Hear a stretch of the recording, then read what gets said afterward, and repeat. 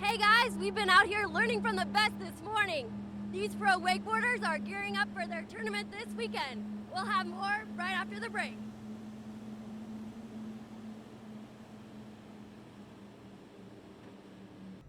The question of the day is, will the Fort Worth ISD trustees vote to increase employee pay by 1.5%?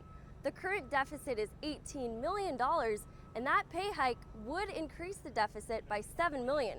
There's no doubt that's something that the ISD trustees have on their minds today. They'll be voting at 5 o'clock tonight to see if that increase will go through. Not much is left of Texas Stadium 3 months after the implosion, except for pieces of debris like these here. City officials say they're pleased with the cleanup and recycling efforts so far that have led to mounds like these 3 months after the implosion. Crews are working to replace an 8-inch water main which exploded last night, leaving 4 feet of standing water in the basement of the Dallas County Records building. A new wave of workers has just arrived right outside the Dallas County Records building to continue pumping the sludge. A mother is here at Irving Police Department and could be charged with capital murder. Last night, 30-year-old Saka Akar called and said that she had done something horribly wrong. She had strangled her 2 children. Her son, 5 years old, did not survive the attack, but her 2-year-old daughter is at Children's Medical in critical condition. I'm Alex Collins, Fox 4 News.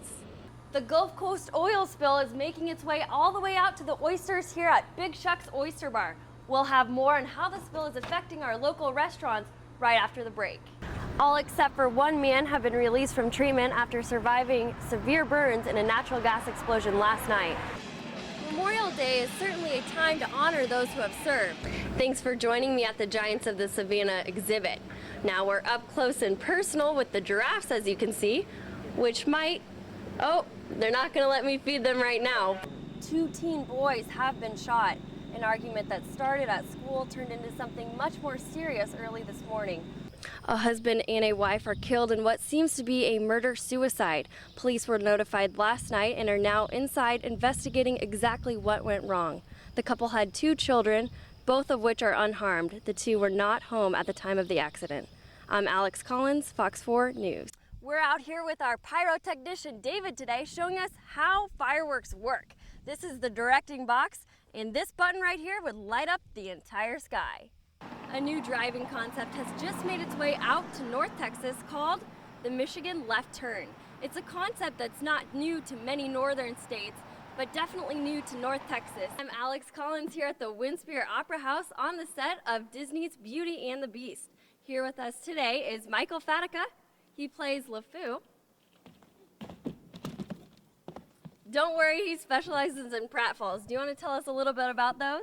A pratfall is just the safest way of falling down, and it's a great way to aid in the Disney magic that the audiences can experience every night. We'll come down and see Michael and the rest of the cast sometime between now and the 25th.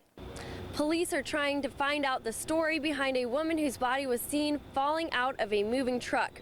Her body smashed into a utility pole before the 2 men reloaded her inside. Traffic is certainly an expectation for drivers making their daily commutes to and from the office. But a new driving concept has made its way down to North Texas at the intersection of Preston and Legacy that does away with the left turn. Common in northern states, it's called the Michigan Left Turn, and officials believe that this new type of intersection will reduce congestion. Rather than making a left turn, drivers will be expected to turn right and make a U-turn shortly after. To make the shift, the new intersection required $2.5 million in new lights and signs. We'll see if the change impacts your daily commute in the months ahead. I'm Alex Collins, Fox 4 News.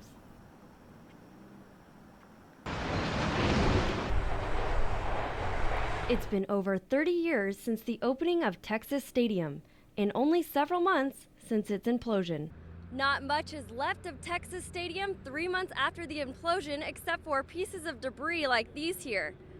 City officials say they're pleased with the cleanup and recycling efforts so far that have led to mounds like these 3 months after the implosion. When this project started, we established a goal for our contractor of 95% of the concrete and steel to be recycled, and we were actually exceeding that goal. We're almost at 100% recycling for those major components. But the real question is, What will become of the land rich in tradition that housed over 65,000 Cowboys fans for nearly 40 seasons? We'll plant some grass on the footprint of where the stadium once stood and get this site ready to start looking at redevelopment. You know, TxDOT has leased it and is using a portion of it to stage their work here.